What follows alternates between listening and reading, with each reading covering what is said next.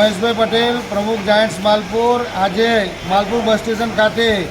Giants Malpur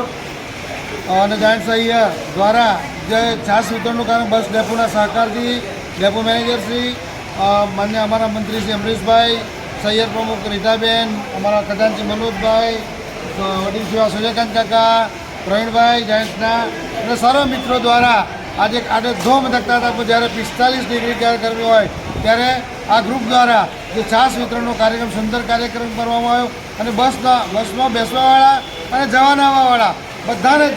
ખૂબ ઠંડી મસાલાવાળી છાસનું વિતરણ કર્યું અને ખૂબ હાશકારો અનુભવ્યો। જાયન્ટ્સનો આ ખૂબ સતત આ છઠ્ઠો કાર્યક્રમ છે છાસ વિતરણનો, એટલે ખૂબ સુંદર કામગીરી જાયન્ટ્સ ગ્રુપ કરી રહ્યું છે અને એની અંદર એસટી ડેપો પણ આજે ખૂબ સહકાર આપ્યો છે જાયન્ટ્સ દાતા અને